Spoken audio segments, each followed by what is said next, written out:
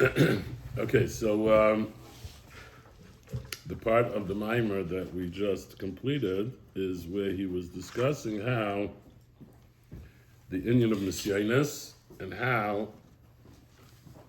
which is where a person faces tests in life. So he explained. So when he started off talking about nisyonos, he started talking about these life tests. So he spoke in terms of when a person, when from above, they withhold the divine flow in terms of withholding a person's health, chas v'sholom, or withholding a person's finances. Okay, so he said the two classic examples of nisyonos. We're not talking about a specific test where a person is challenged with a specific sin, that kind of test like Yosef HaTzadik. He's talking, generally speaking, tests in terms of where there is the withholding of health or finances of what a person needs financially to live.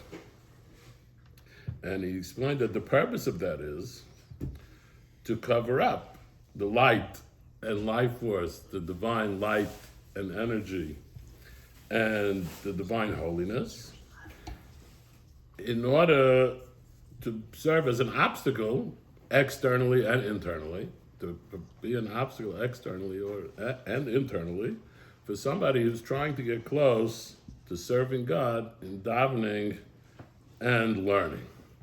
So that's really, generally speaking, that's what the idea of nisyonos, of these divine orchestrated challenges, is, so that the person should overcome this obstacle, should overcome this challenge. And he says that this is the ultimate purpose of which the soul came down,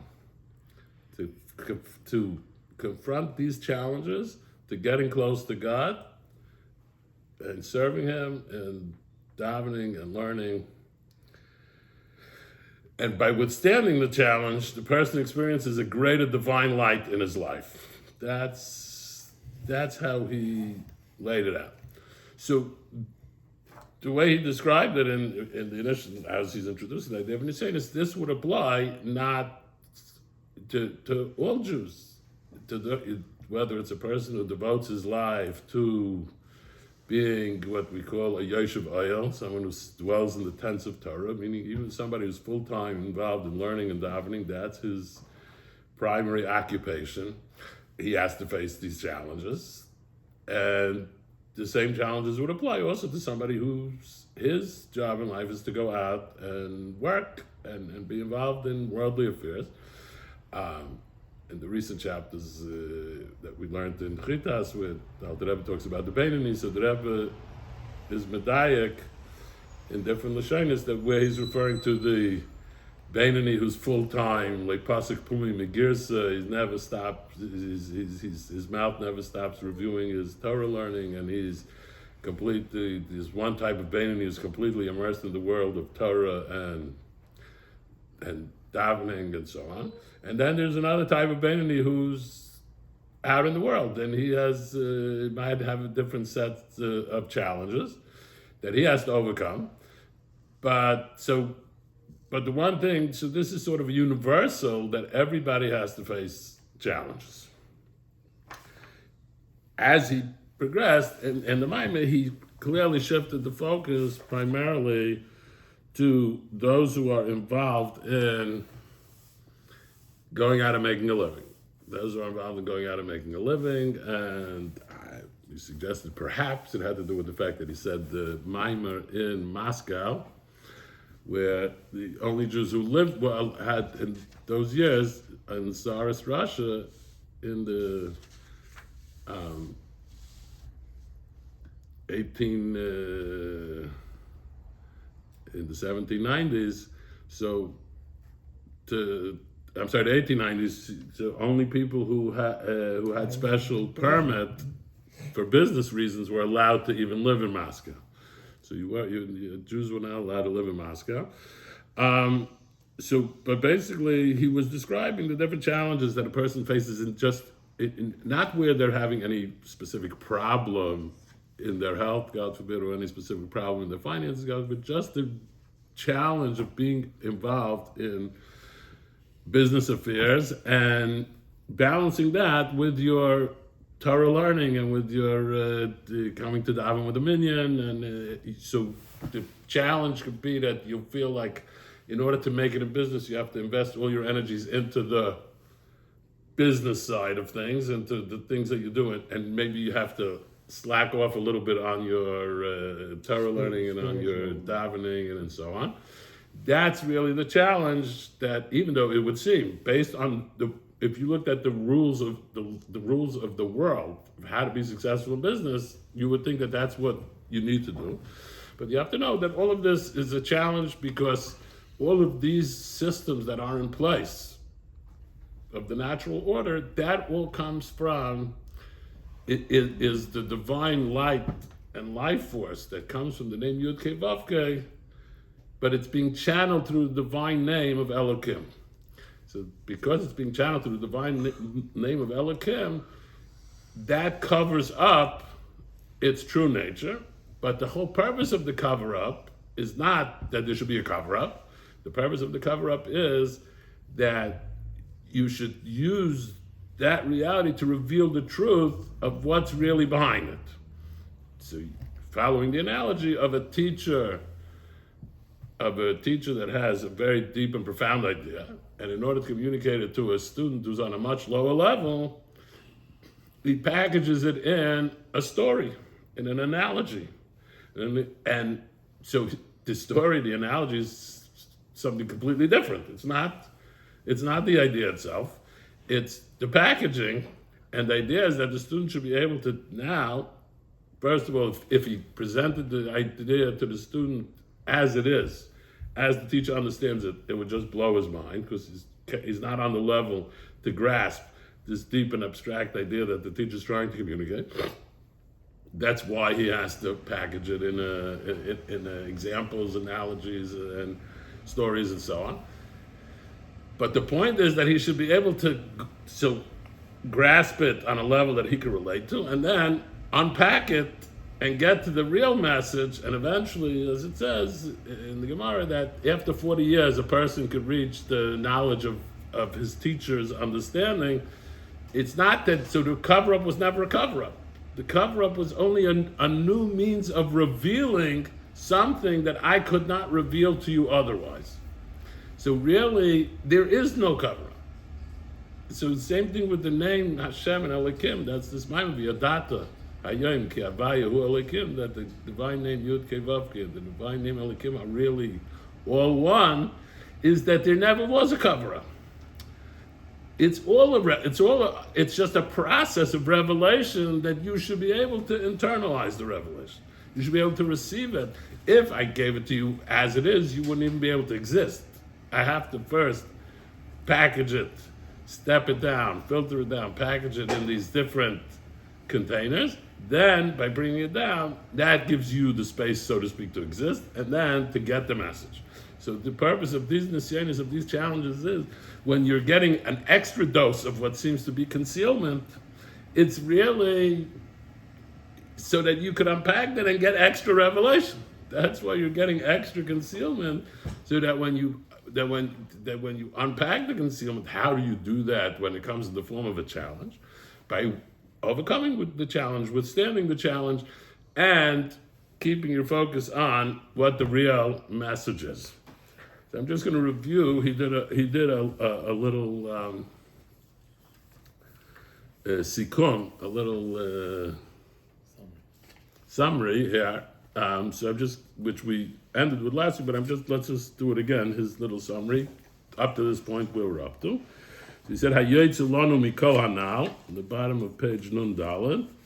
What comes out for us from all of the above, hu shezeh kol avodas ha'adam. This is the entirety of the divine service of man.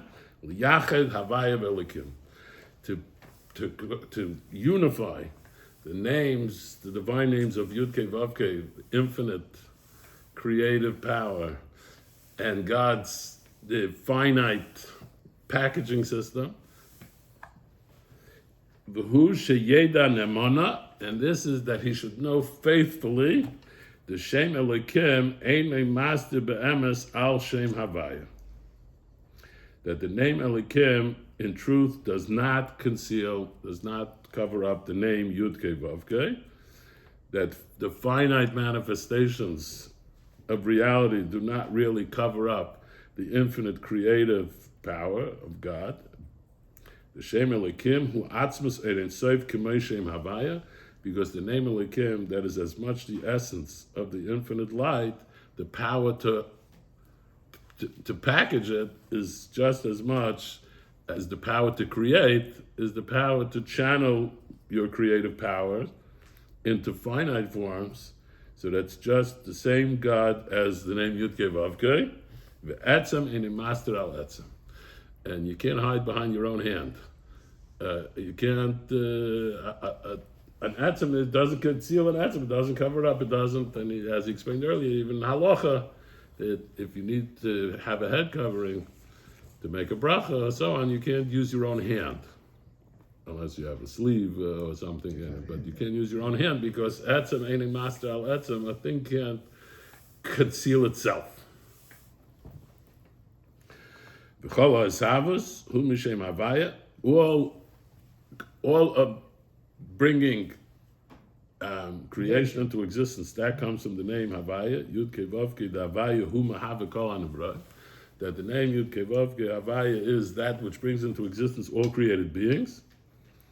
So that's the creative power is from Yud Kei Vav Kei. V'chol ha'levushim v'halam is the Shem Elokim, eina ma'alim u'mastirim be'emes.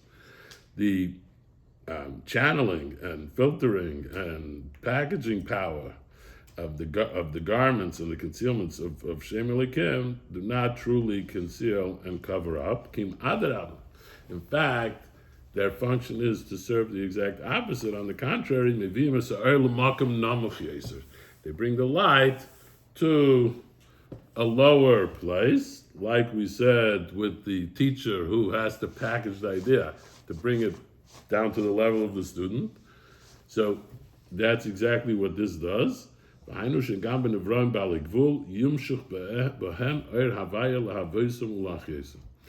also in created finite beings should be drawn within them the light of God, of Yud Kei Vav Kei, to give them existence and to give them life. And in every place is, whatever level that existence is at, his existence comes because there is a flow of light and life force from the name Yud Kei Vav Kei. You are now being that creative energy is creating you right now, even if it seems appears to be covered up. That's the reality is that's what's happening. And being that that's the reality, and again he said before, Leida Nemana. Leida Nemana means that there's two types of knowing. Well, there's more than two types of knowing, but in this context, there's two types of knowing. One is, you have the information, you know the information, but that doesn't color your experience. There's a lot of things we know. We live in a world where we're bombarded with all kinds of information, but it's just gets filed away as information. Okay, I know it. If you ask me a question about it, I could explain it to you, but it doesn't really color my experience of life, my experience of reality, because it's not existential knowledge. It's not how I experience and relate to reality. I know it. Leidan Amana means I know. Not just, I didn't just read somewhere that if I step off a 10-story building, that there's I didn't read somewhere I happened to read somewhere there's something called gravity, and there's something called free fall, and there's something called getting splattered on concrete. I heard about it, I read about it. I don't know, I'm not sure. What's the source? That's not how I know it. I don't start looking into my who said what, who said this, whose opinions, what are there, how does it work. That's not how I know it. I know it like I know my very existence. I know it like as an absolute. I don't know it. I once, I heard something about them. I know it that, no, if you step in front of a speeding truck, It's not, I don't have to now pull out my book and say, oh, what happens? What does happen when you step in front of a speeding truck? I know. Without even having to think about it, I know. I know it like I know life itself. I know that's how I know reality. So lay down that money, he's talking about knowing that Shem Elikim and Amasav Emes Al Shem Havaya means knowing it like for real, like you know reality, like you know it's not even an internal struggle, it's not even an internal question. You may encounter struggles from when reality is presenting you a different picture, but not internally. You're supposed to know that as a fact, and even if there are obstacles, internal obstacles, external obstacles, but that's your bedrock knowledge. That's where you're starting from. Now you have to put it into practice. You have to face the music and really live your life that way. But that's the kind of knowledge that he's saying is our job in this mitzvah of being miyached Shem Havai and Shem Elikim. So wherever you are, that's your reality, that you are being existified and vivified by the name Yud Kei Vav Kei, by God's infinite creative powers and energies, which is basically by God Himself. And therefore, what you need to be connected to, and what you need to have a sense of oneness with, is with that light, and that godly light and life force that is being channeled into you. Not to be connected to the garments and to the concealments mitzad atzman as they are in and of themselves. What do I identify with? What do I feel a connection to? What do I identify with? Yes, I have all these things in my life, but I don't relate to the thing as the thing. I relate to the thing as the divine light and life force that is being channeled through them. Just like a person, right? He doesn't relate to his hand as the hand. There's me and there's the hand. What does a hand do? What's it good for? Okay, let's see, hand. It's not then how you relate to the hand. You relate to the hand as an extension of me. That's just me. Yes, the hands do different things than feet than eyes, and obviously I'm going to use my hand for those things and not use my feet. I'm going to use for the thing. But my relation with it is that I'm not connected to the handness of it. I'm connected to the me-ness of it. That's what I'm connected to, even though, again, it still only functions as a hand. But it's not, the hand is not what I feel one with the hand. I feel one with the fact that it's part of me. So the simile, what he's saying is, all the things that there are in the world, you're not supposed to be connecting with the worldness of it. You're supposed to be connecting with the godness of it. So not to hug the trees. What? Not to hug trees. Hugging trees. Yeah. Listen, if you're so connected to the godliness in a tree that it kills you to see someone cut it down and just take its life, maybe, I don't know, but that's not, for the most part, that's usually not what's driving and motivating these people. As will be explained more about this further on, when this connectedness to the divine, the divinity of reality, and this oneness with the divinity of reality, this feeling of being just part of that one reality, when that comes to the person through a nisayon, not just through meditative contemplation, but it comes through a real test. You've been put to the test, you've been challenged when you have to fight the reality inside and outside to connect to that truth.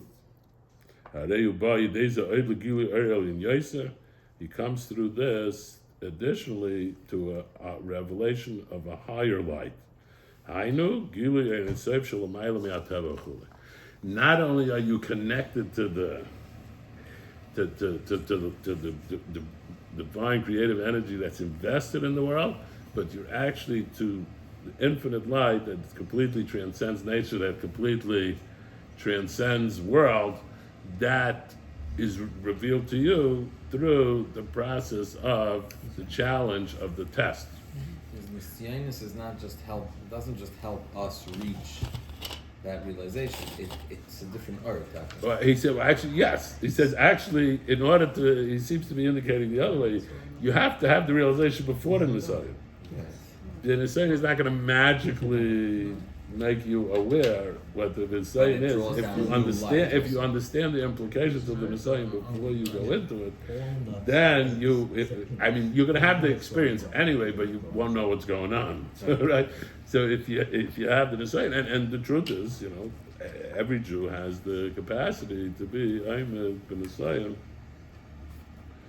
It's very interesting that in Basi Lagani Tafshin Yudalit, so the Rebbe talks about what the Rebbe uses was is the inyan von Areb. He talks there about the souls of our generation. He refers to what he spoke to you earlier. The souls of our generation don't have the level of divine consciousness that the tzaddikim have, and that's why you have to be connected to whatever, to that soul, that's the extension of Moshe Rabbeinu, that has that higher divine consciousness, in order to be able to connect to it. So he speaks there also, in terms of Messiahness, he speaks there also that, he says that what a Rebbe gives you is, he says, even somebody who's, he goes through the whole list until, even people who are so disconnected that they transgress sins that have a death penalty attached to them. He says, but even so, that's the idea of a Rebbe, that he connects you, because the Messiah doesn't just bring out your connection to God. What the Messiah brings out is who you really are. And that's what a Rebbe is trying to bring out, who you really are. And then when you bring out the real power of your soul, the real of who you are, that you are a part of God, then you can actually experience now that will come down in your consciousness and the connection of God that you have through your not understanding and consciousness and feelings. But he says that process, he says that very often what the Rebbe gives you, the way it comes out, is through the person with overcoming an assignment, overcoming a test. That's sometimes the key thing that gets the person over this, and he's able to receive that light that the Rebbe is channeling to him. Is again that, so the Messiah is sort of the idea of when you need like a breakthrough, when you need to go beyond. Not just you're in a place where you're not in a situation where you can manage by going step by step. You need tshuva. You need a breakthrough. You need a leap.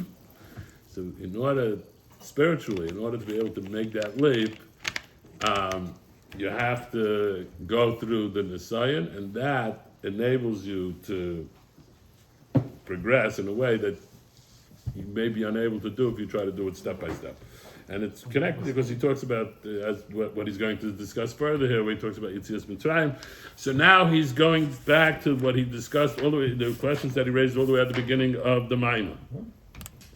So he said that in this soliloquy of Moshe Rabbeinu, where he's addressing the Jewish people during the period before he passes away and before they're about to go into the land.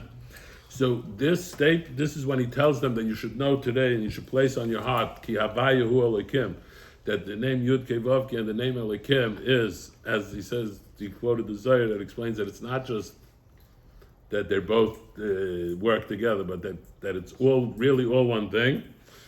And in those verses, he's giving this whole speech, and in those verses, he says, you saw that Hashem took you out of Mitzrayim, and he's the one who took you out of Mitzrayim, and then he continues on, and he's the one that's going to bring you into the land, and you should know today. So what's the connection between that story, that narrative? How did this commandment to know today that Havaya Hu Elokim, to live your everyday life with that knowledge, with that realization that there is nothing else. It's really all just godliness, whether it's except in packaging that you're supposed to unwrap. So, what is the connection with that narrative about repeating the story of Yetzias Mitzrayim and telling them that he's the one that's going to take you into the land? So he says, maybe later. Maybe later. Okay. I can't start drinking during the show. I can maybe start after the show. So we're back on page Nun Hey. We have to understand the connection between the idea of V'yodaita, that you have to have this knowledge, that you have to incorporate this knowledge into your experience of reality, into life. Ki Havayu Elikim, that Havayu and Elikim are all one. What is the connection between that and Yetzias Mitzrayim, the exodus from Egypt, Uknisis Haaretz, and the entry into the land? Shaydei Yetzias Mitzrayim, Uknisis Haaretz, Yavay Liyadiyazu. He's obviously, if he's introducing it into his narrative here, he's telling you that with this knowledge of remembering what Yetzias Mitzrayim and the knowledge that he's going to take you into the land, that will bring this knowledge of Havaya Velikim Kulachad. That somehow that contributes to your ability to be able to know today that Havaya Velikim Kulachad, somehow the narrative of Yetzias Mitzrayim and the entry into the Exodus and the entry into the Promised Land are somehow going to help you get there. She says the idea is the Isra Pri Eitz Chaim. It says in Pri Eitz Chaim, the Yisrael Shoyu B'Shibud Mitzrayim, Hoyu Gilgule HaNeshama Shel Der HaFloga. He says that the Jewish people who were enslaved in Egypt, they were reincarnations of the souls of the generation of the Tower of Babel, the Tower of Babel, where God dispersed all of the people into separate national identities and languages. Vashibud, the generation of the dispersion. Vashibud b'chaymer uvuvenim, and he explains there that the reason why the enslavement was specifically involved working with mortar and bricks, it was to rectify the sin that it describes in the construction of the tower, that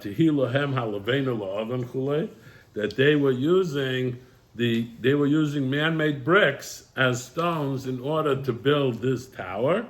So to rectify that sin, these reincarnated souls had to build in slavery. They had to build with bricks and mortar. So we need to understand first what exactly was the sin of the generation of the dispersion. It's actually the reason, the way it got the name, Der Haflaga, is because the Torah tells us that there was an individual named Peleg, that he was named Peleg because B'yamav in his day, he was a few hundred years old, but in his day, Niflaga Haaretz, the earth was split apart, was dispersed. So he says the term Haflaga is in the same language that we use in our Gemara, Aramaic, is uses the word plugta to describe a machloikis, to describe a dispute. So it's a split and a dispute. So what were they splitting? What were they arguing against? What were they fighting? What were they splitting?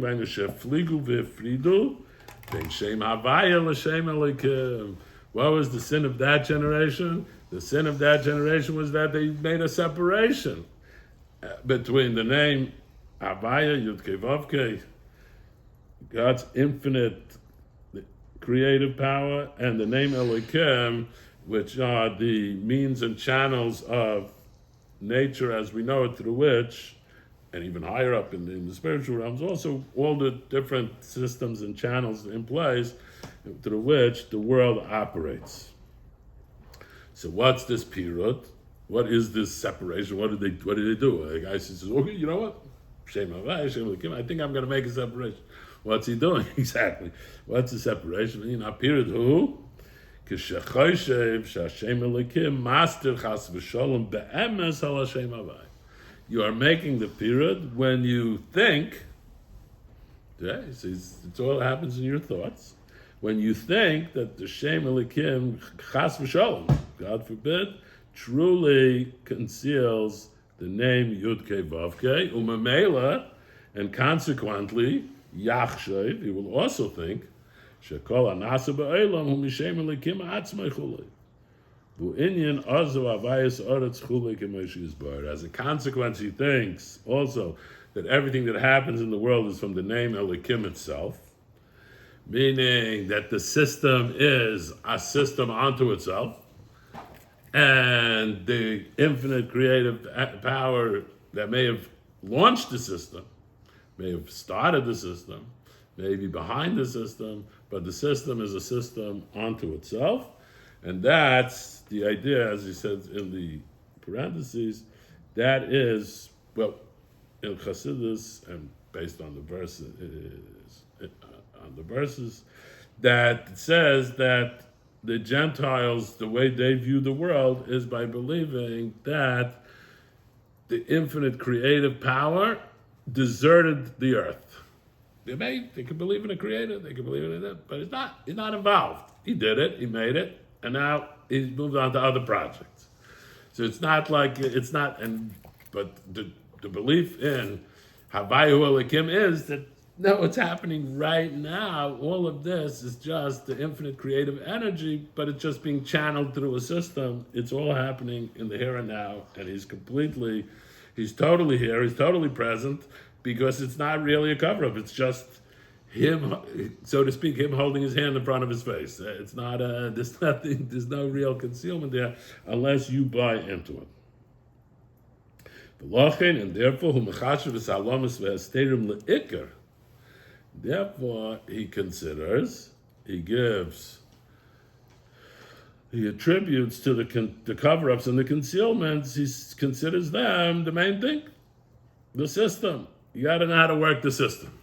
Either you have to know how to work the system, or you have to know how to game the system, depending on your attitude, but basically, you have to work with the system, with reality as we see it. And therefore, he devotes himself to the externalities of how the world conducts itself. And this holds him back and obstructs him from connecting to godliness, because he's involved in systems and worldly operating systems. He's busy with how things run and not with who's running it. He has a hand, but he doesn't sense that it's a part of himself. He lost the thread, just thinking like, oh, hand. Well, I wonder what I could do with it.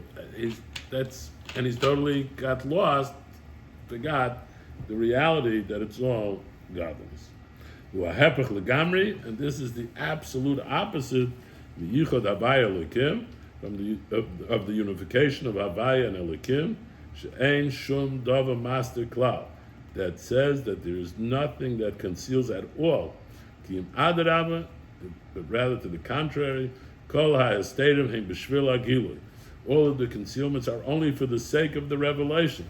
Hainu v'havi esa'er lamata mata v'madregas tachtonos, to bring the light lower and lower into the lowest levels, which is also ultimately what we're doing here in this world, not only in terms of bringing the light to ourselves, we're actually in the process of bringing the light down into the reality of the world. That's what we describe as a dwelling for Hashem in this world.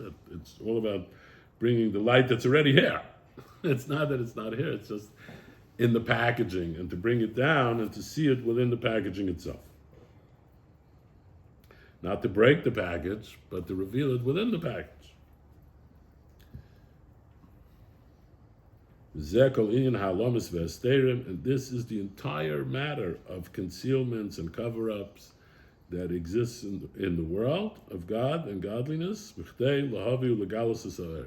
order to bring and to reveal the light, as we explained earlier at length, the mashal in the analogy, the Ashbayas Harav L'Talmud, of the communication of the teaching of a teacher to a student, Shekol HaTzimtzumim V'Halboshes, that all of the contractions, right?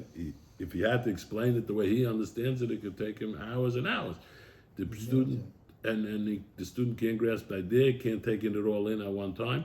So he has to abbreviate. He has to make it much shorter, and he has to make it so he has to contract it, so to speak, and then he has to dress it up. In foreign analogies, in parables, and other things that he uses in order to convey the idea.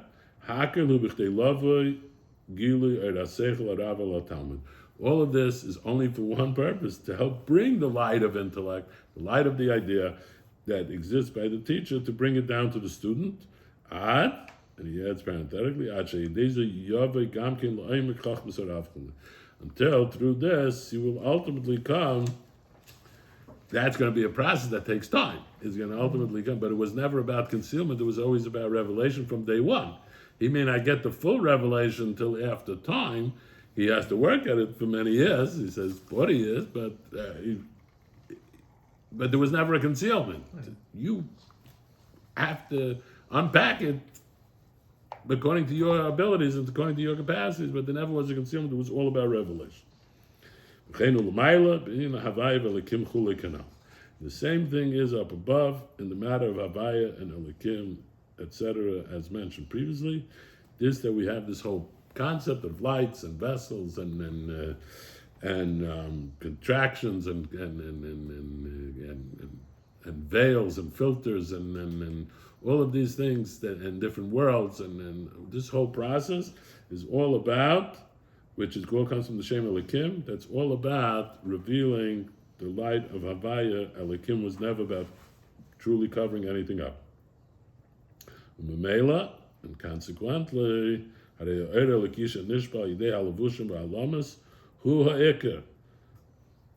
godly light that is being channeled through these garments and concealments, that is the main thing.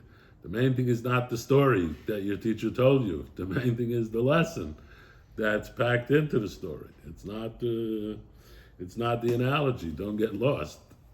You have to realize that's what you're supposed to be connected to.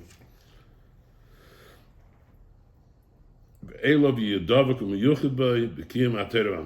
it is to that godly light that he should be cleaved to and be one with. How? By observing and keeping the Torah and the mitzvahs. That's how you stay connected and unified with that light, with the godliness of the world. That's what it's all here for. And there is nothing that could hold him back or serve as an obstruct him from godliness. What about when you have a specific challenge where the cover-up seems to be specifically challenging your observance of Torah mitzvahs? You're talking now in general, not to buy into the cover-ups. So he says in the parentheses, if you are in a situation where the concealments are actually standing in your way and they're preventing you, to try to prevent you from learning Torah and doing mitzvahs, it's not just a theoretical cover-up, it is an actual someone or something, some force standing between you and your observance of Torah mitzvahs, trying to make you stop or trying to prevent you from doing it. Yamid b'nisayin kenegdam, he should stand up to the test against these hindrances and obstacles, that there should not be for him any opposition or anything holding him back at all. And that will bring him, as we said again, that will bring him to the revelation of an even higher light. But the everyday nisayon, the everyday challenge, it is never lose sight of the idea that the system is only there in order to channel the infinite creativity. It's not that the system is something separate that exists onto itself. And then the next level is when we daven actually every morning, we ask, please don't bring me to an assignment.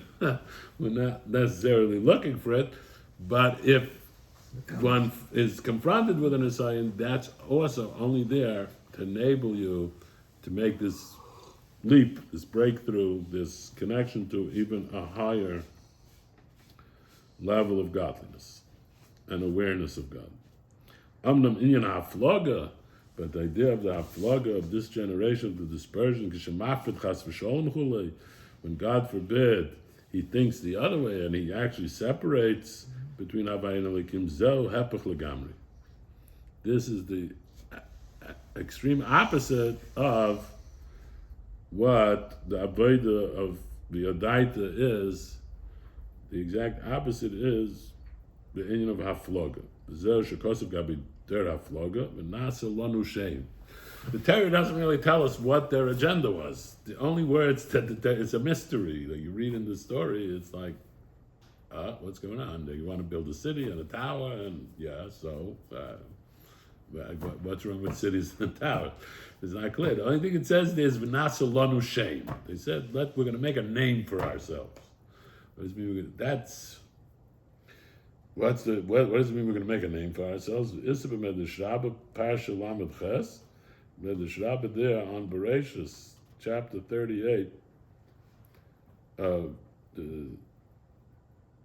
Tani, Rabbi Shmuel, we learned in a brisa of Rabbi Shmuel, Ein Shem El Avodah Zarah.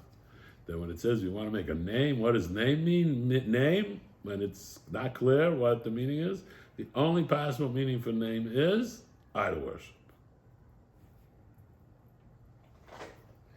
The cheder afloga yechet avodah zarah. So Rabbi Shmuel teaches us in the Medrash that the sin of the der afloga, of that generation that built the tower, was the sin of idol worship.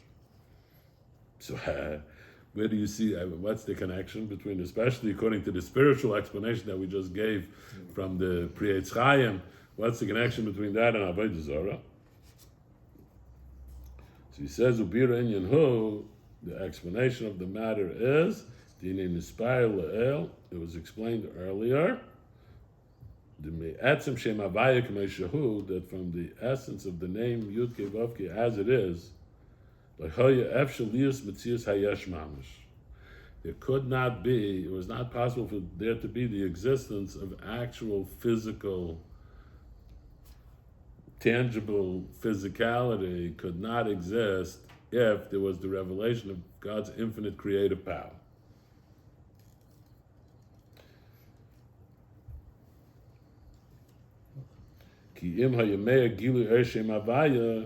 Because if it would shine forth the revelation of the light of the name Yud Kei Vav Kei,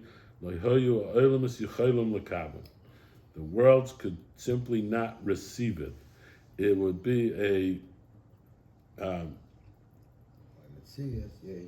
a blowout. The power would be too great to.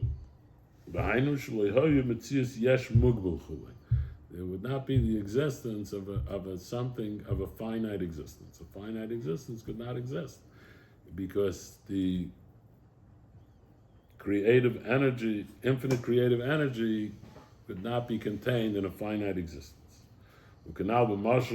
As mentioned earlier in the analogy of the Ashpos HaSeichel, of communicating an idea of intellect, that if the rabbi, the teacher, would be revealed the essence of his intellect, of his understanding as it is, the recipient would not be able to receive it. Why? His senses would be completely discombobulated. He would just be so overwhelmed, it would blow his mind. We have actually, that's the expression we use in English, would blow his mind. So if there was infinite creative energy being released into the creative process without any filters, so it would the existence it's creating would be blown out of existence because it just couldn't take it couldn't receive it. As we know, it's the negation of his vessels, as is known, which we also have an expression for that in English. He cracked up, right? He cracked up means that his vessels couldn't contain it. The containers in his mind couldn't contain. Similarly, it is by way of an analogy of to the way it is up above. So this analogy of the intellect is similar. That's the way it is up above. When it shines forth the light of the Etzem Shem Havaya, the name Yud Kei Vav Kei, in and of itself, as it is, the worlds would not be in a state of Metzias Yesh, of a concrete, tangible existence, certainly not an individuated existence. As it says in Eitz Chaim, the Metchila, that in the beginning, meaning in the initial creative beginning of the creative process, is that there was Elyon Pashut Memales Hametzius. There was a lofty, simple light. Simple here doesn't mean simple means that absolute infinity doesn't have characteristics, doesn't have traits, doesn't have any definitions. So it was a simple, lofty light. Memalas Hametzius filled all of existence, and lo yahaya makom la'amidas ha'elamus. Says there was no space for the standing of the world. So obviously we're not talking about physical space, we're talking about conceptual space, because so he says V'yodaita, it's known that Pirush v'lo makom, that he says there was no space, that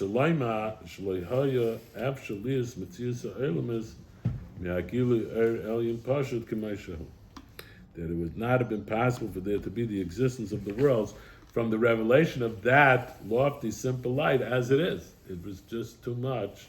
That's what it means. There's no space for the existence of the world. We're not talking about it. It's not he's using spatial language, but we're not talking about actual spatial dimensions. We're talking conceptually. They could not handle that light. Kim al yidei shem elikim dafka, but rather it's all al yidei shem elikim. So that was all part of there was a parenthesis within a parenthesis.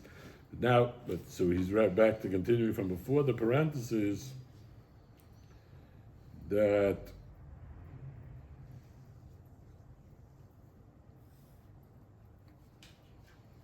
if it would just come from Shem Havaya, the world could not receive it. But Kiyam Ayidei Shem Elikim Dafka, it has to come specifically through the name Elikim, as it is written in the Torah. That's how the opening words of the Torah is Bereshis Bara Elikim. In the beginning was created by Elikim. Hainu Shem Havaya Al Yidei Shem Elikim. It doesn't mean that Shem Elikim has its own powers. It means that the name Yud Kei Vav Kei is the creative power, but that creative process is through the Shem Elikim. Shumidus Hatzimtzum V'Hester. That is the attribute of constraint and concealment. Shem Etzamtzum is Ha'er Shem Havaya, that it constrains the light of the name Yud Kei Vav Kei. Umalbish is Ha'er B'Kama Levushim. It dresses up the light in a number of garments. Ad Sheyiyah Isavas Metzias Hayesh. Until there will be the bringing into existence of the physical existence. So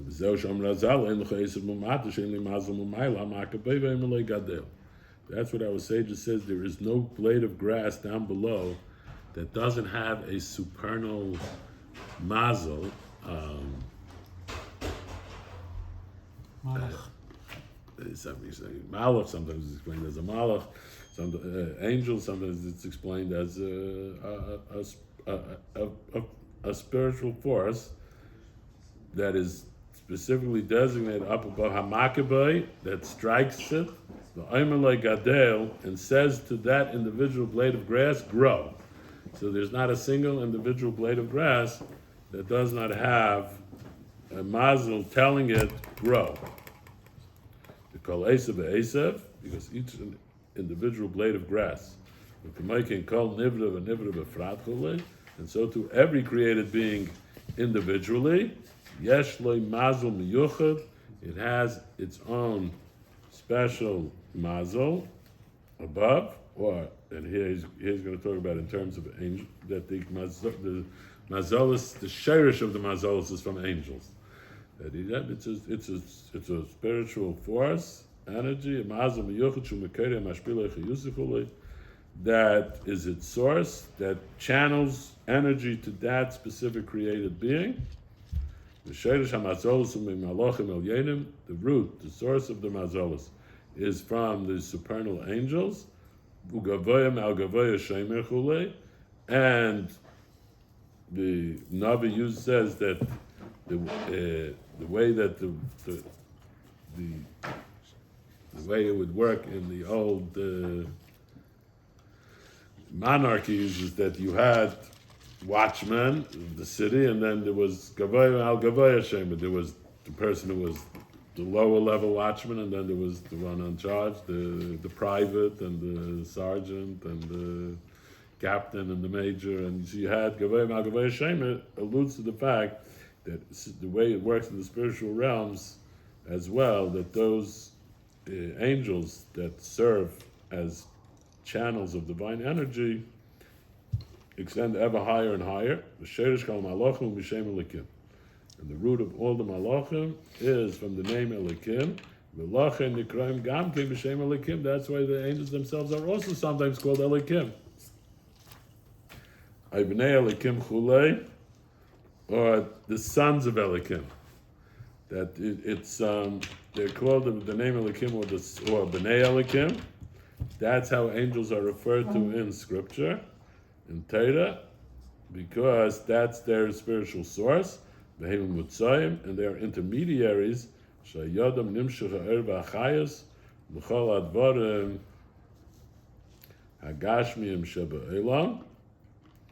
They are the intermediaries through which is drawn the light and life force of all the physical things in this world.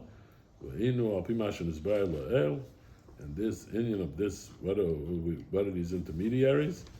Based on what we explained earlier, the Savas Agashmi are the Tzimtzum Behelama Erdavka. We explained earlier that for the physical existence to come into existence, to be created, it's through the contraction and the concealment of the light. That's a necessity in order for it to come into existence. The Hainu is Labshusi Vuvushim Va'alamis. What does it mean? What are these cover-ups? It means it's dressed up in garments and concealments. It's dressed up in... So these are forces. It's dressed up in forces that cover it up. That's why you have all these intermediaries of malachim. And mazolos, literally mazolos means constellations, but we don't understand how...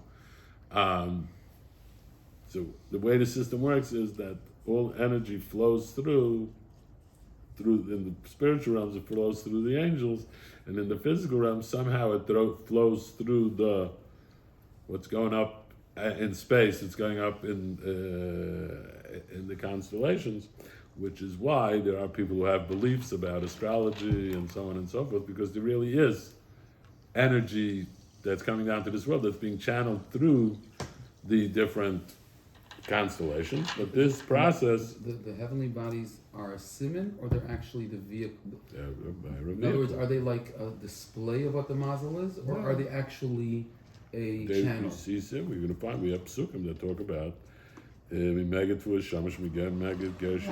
he will mention later. So we... but it comes through these planets and constellations, or the constellations are showing us the energy that's invisible? Is it the vehicle? They're the packaging. They are the actual package. They're the delivery system. They are the delivery system? Yes. The mazalos are, but the planets are just... Is your hand showing me that you have a hand, or your hand is showing me that there's an energy inside the hand? Both. So the point is those are hands, or those are just a display telling us what season is happening now? That's yes. Which one is yes? They're hands. It's coming through them. I don't know what. No. But you're calling the planets the mazalos. My question is: are the planets showing us which mazel is there, but the mazel is a ruchnizik thing, or are the planets the mazalos? Are they the nozzle? Are they the nozzle or not? That's the question. I don't know. I'm not sure what you want with this, but okay, let's. It's a question. That's what I want. Okay, I'm not sure. I'm not sure. I want to know if it's clear from here, because I've never seen anywhere in Torah where the planets are the actual source of Hashpah. There's simanim. You can read what the mazel is by seeing the display. What was the mistake made in the times of Anish, that they thought because the Hashpah came through them, they thought well, that's what we're learning about here. Right. That's what we're saying, that there is that's what we're learning about here. We're learning about the idea that yes, there are deliveries. They worship the view of the constellation, right? They're a delivery. They're a vessel. They thought because that Hashpah comes through them, they were worth worshiping. So you're saying that the planets are the thing that Hashem uses to bring the Hashpah. You're getting into if it's the planet or whatever it is, the constellation, the system. That's the system through which it comes. Okay, so it's unclear from the text what it is. Fine.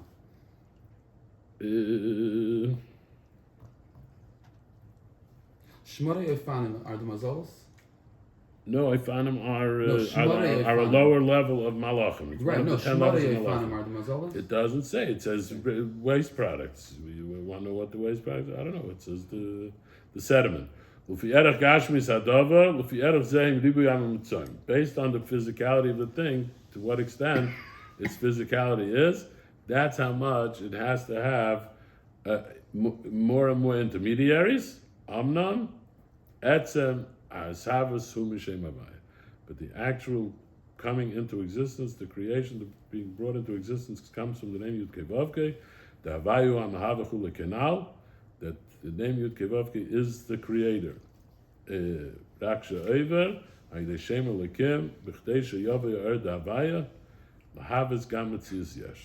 It comes through the name Elokim in order that the light of Yud Kei Vavkei should come to also be able to create a physical, tangible existence, V'yor Be'er Havaya, and it should shine into that existence, the light of Yud Kei Vavkei, V'ofen HaNivrahu, according to the characteristics of that individual created being, Ula Havoisai, and to continue to bring him into existence, Ula Achyeisai, and to continue to give him life.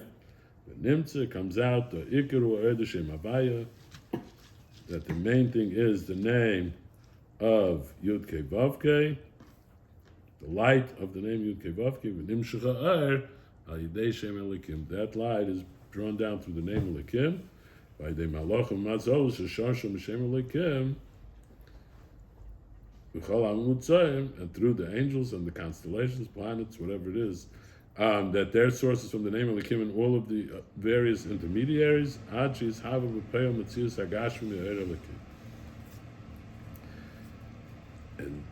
Until there's actually an actual creation of a physical existence from that divine light. Okay, so he's going to explain, therefore the lesson is not to make the secondary thing the main thing and to lose sight of what it's really all about. Separate between what we see but now he's going to talk in terms, just going to stop here, but he's going to start talking in terms of the language of Hayispora Gazan ala Chaytziv, that it's only the language that's used, it actually originates from Maral, uses that language of that all of these forces are only kegarzim b'yad ha'chaytzibay. They're like an axe in the hand of the woodman. So all of these forces, don't confuse the axe, the outcome with the. It's not, he's going to say, you don't say, wow, what a beautiful building the axe built, or what an amazing axe that it could build. So you're not relating it to the axe at all. You're only relating it to the woodman. So he uses that in terms of but that's the message. The message is that, because he wants to get into the Avodah Zarah part. When you make this thing the main thing, that's what he's in the middle of explaining why we say the Derech Flug is called Avodah Zarah. So there's sort of leading up to that. When you make the other thing, the main thing, so that's actually more of like an Avodah Zarah type thing than just separating. You dive into the mazalos instead Right, of you're giving, Hashem. right, all of a sudden you're attributing power to the thing that has The none. tool. And that's where you start getting into idol worship, when you're attributing power to the thing that has no power. Okay, so we'll pause here, and we'll continue whenever.